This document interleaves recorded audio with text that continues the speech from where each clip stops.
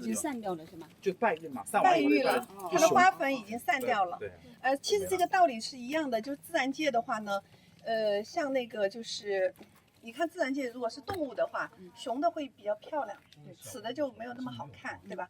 但是如果是开花的话，有一些树如果是也是分雌雄异株，就一颗是雌的，一颗是雄的，那么它往往就是在那个花开完之后，雄花它就花瓣，雄花就会谢了，花瓣整个就飘落在地上。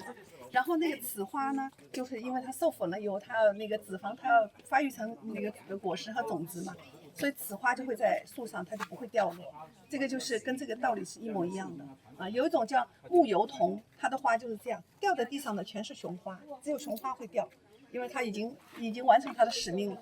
但是我有点奇怪，就是刚刚那个果实不是在大包子叶球里面吗？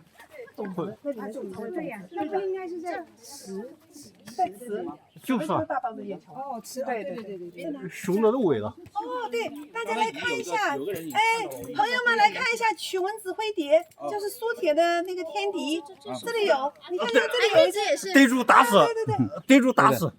这刚才我已经指给他们拍了是吧？啊，有拍照了。那哪里？逮住打死，坐标本。哎，这个不对的，那个这样的啊，我们还是一个观点，就是说对于植物界来讲的话，我们的所有的害虫跟益虫的判断都是基于人的一个目的来讲，但对自然界来讲，对任何生物来讲的话，它是一个相生相克的过程，所以你不能够认为某个东西对你没有利，它就是益虫；对你有利，它就是益虫。你如果灭绝了某种生物以后，它可能会造成整个生态链的一个损坏，整个生态链都会由于它的缺失而导致整个生态链的崩溃。所以不能轻易说这个东西就是一个敌人怎么样，而是用自然的方法让它形成一个相生相克的环境，这样才是对。包括就是说我们一般的这些植物，不讲苏铁，那么蝴蝶它一般它的幼虫都会产卵在这个植物的这个嫩枝上去吃它的，可能吃它的嫩叶，对吧？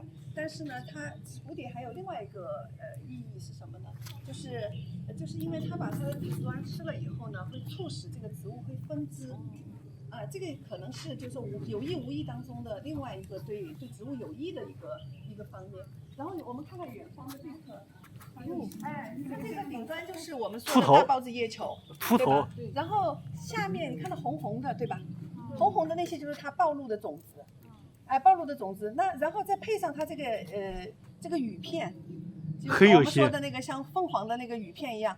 那这个形容有人把它形容成什么呢？凤凰抱蛋。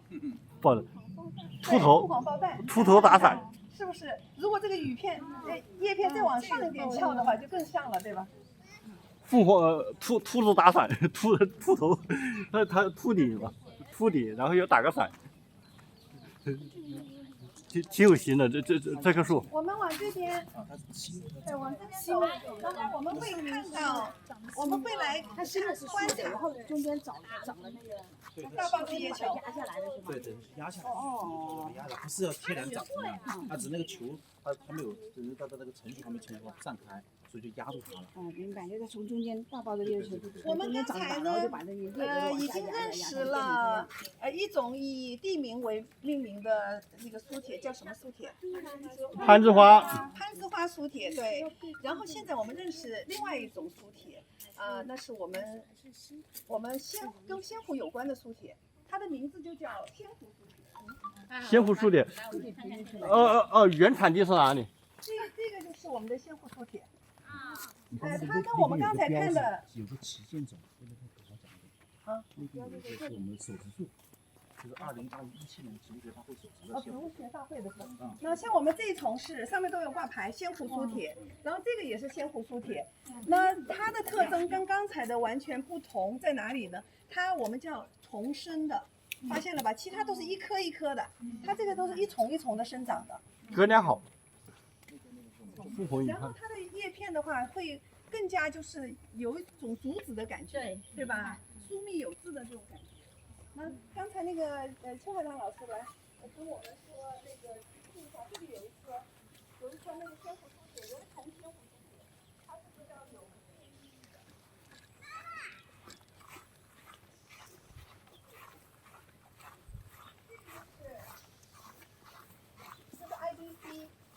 全球植物学大会在2017年第一次在发展中国家举办的，就是在我们中国举办，深圳举办的。